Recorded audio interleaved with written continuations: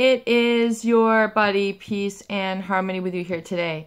And we're zooming in and focusing in on an awesome question that we got in from a viewer.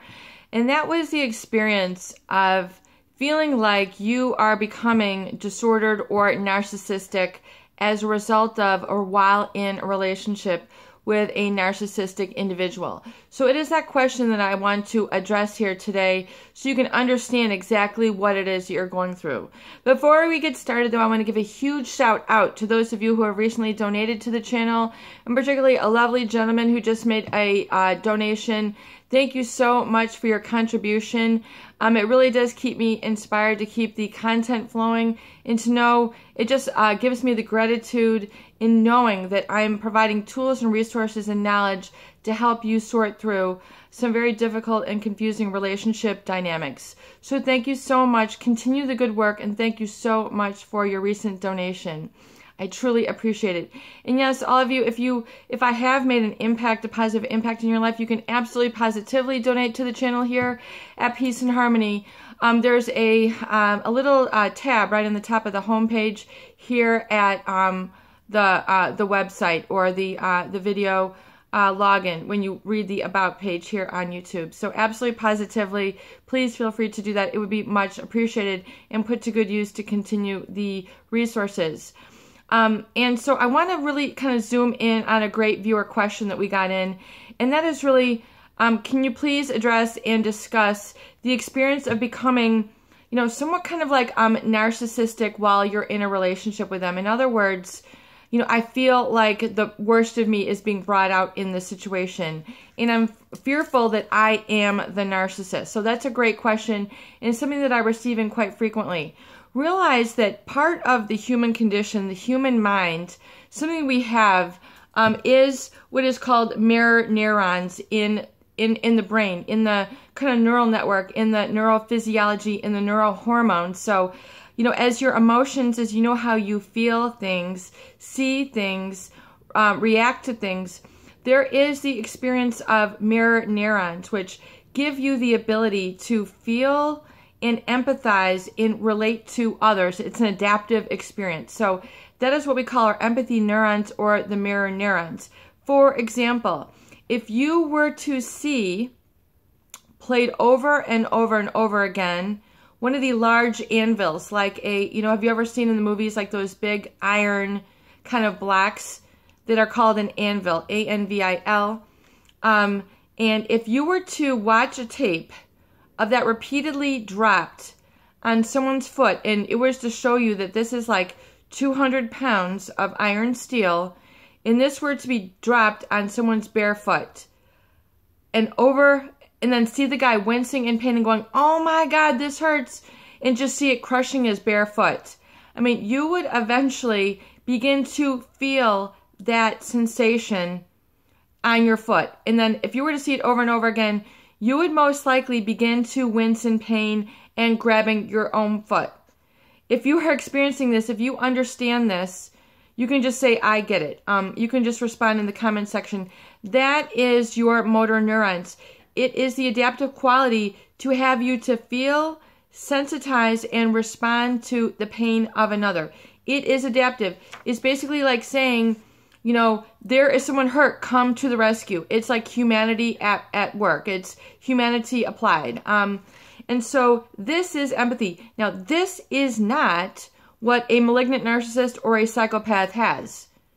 Their reaction is not to feel that. It's to say, cool, look at that guy getting demolished. Cool, look at that guy getting pummeled. Look at that guy getting jackhammered on the foot. I mean, that is the reaction. They are lacking those neurons. And so when they have a slowed activity.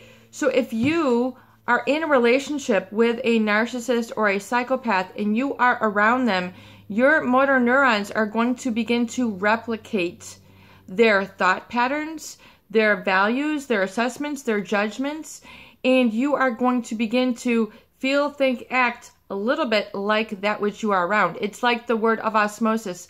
If you were to take a sponge, especially children, especially young people, especially those people who are quite vulnerable, they are very impressionable. So their motor neurons are like running on high speed. They don't have control or higher consciousness to acknowledge that this is happening and to change it up. Let's get us straightened out here. Excuse me. So furthermore, so these are into play. So what I always advise is to recognize this. So when people begin to think, feel, and act and almost become as if the narcissist. That's why I talk about in the Alice Miller book, Drama of the Gifted Child, she describes this kind of adaptation, which becomes more or less like a survival mechanism. In other words, to fit in, get along, belong, have the relationship work out and go smoothly, you need to adapt and adjust. And almost these motor neurons then are reflecting back to satisfy the needs of the narcissist or psychopath and not you. So you begin to develop kind of by what is known as a reaction to dissimulation. Dissimulation. If we look at the root word of dissimulation right here, bear with me one moment. Dissimulation, forgive me one moment here. Okay. Bear with me one moment. The inclination or practice of misleading others through lies or trickery. That is the state of experiencing dissimulation. It is when someone is using these sort of hypocrisy methods, the cunningness, the deception, the dishonesty, the dissembling, the deceit, the breaking you down of these. People experience this. It is very uncomfortable because you do not realize it is occurring. And so this experience of being misled, in other words, through this individual's artifice or facade, the lies, the trickery, the cunning, you begin to kind of mirror that. In other words, you pick it up like osmosis, like a sponge. And so hitherto, in that temporary period of time, you can adapt and adapt such feelings or thought patterns, and they are not your own, though. So you then begin to have this as if personality, and like Alice Miller says, you are adapting to this in order to survive. It's a survival mechanism. The motor neurons are working, which is a natural part of you, but not to your aid, not to your betterment, not to your goodness and your security and your decision, your clarity of thought moving forward. Because, as I say, it is never a good idea to begin to think and feel like the narcissist or psychopath, because that's how they get you hooked. It is you being reinforced into a lifestyle that is not beneficial for you. And of course, the narcissist or psychopath would hitherto have you stay as supply and reinforce them in their illusion and become the as if and begin to, play along with their illusion because it is foundational for them, but not for you. And so, and this is oftentimes become an adaptation. It is to fit other people's needs and not your own. So then as you do this chronicled over time and habituate this again and again and again, you become distinct or insensitive to your own needs. You become separate from or even knowing what your needs are, what you want, what your talents are, because your motor neurons are reinforcing them and they're not giving it back to you in return. You are deprived. You are not receiving the reflection, the validation of your feelings, needs, wishes, desires, talents, vocabulary, thoughts. That is not reflected back to you. All that is being reflected back to you is their needs. So it becomes a very one-directional relationship. Do you see how it becomes all about them and never about you? And so people are saying, well, I'm the one who's crazy, perhaps I'm becoming narcissistic.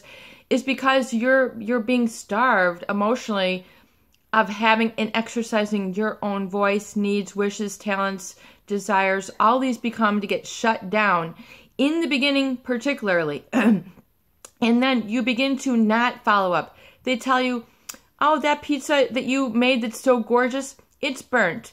It is not burnt at all. They'll tell you, oh, that has too much sodium. That has too much this, and then it's like a knife or dagger in your heart, and so you don't continue to cook. Your music is awful. You're out of tune. You can't sing. So next thing you know, you never sing for the next 20 years. Everything you do is an angle, and then you're taking them at face value, and then you're just taking the hits to the gut. You're like the sponge, taking in all that negativity, and then it's taking root in a life in you, which people say is toxic. You need to go through a catharsis and get that out, because it is all feigned to cut you off underneath the knees.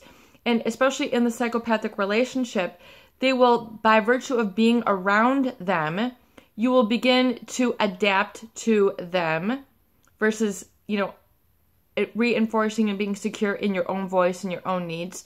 So what we see is people becoming psychologically hijacked by this psychopath, meaning beginning to think, feel, and evaluate according to their pathology. In other words, yeah, it's okay for me to not take care of my kids. It's okay for me to not go to work today. It's okay for me to exhaust myself. It's okay for me to prostitute myself. It's okay for me to sacrifice myself totally for this person. It becomes a whole cacophony of decisions and feelings which begin to erode and abandon yourself simultaneously by feeding them and their needs. The psychopath is very well aware that this is taking place, and they see you giving in. They see you being crumbled. They see you getting destroyed. And just like, the guy with the anvil, and some people are cheering him on, the psychopath or narcissist is cheering on your own defeat. It is a horrible situation. Hitherto, you might not have been able to consciously or evaluate this or become aware that this is what has happened, because it's like you can't see the forest for the trees.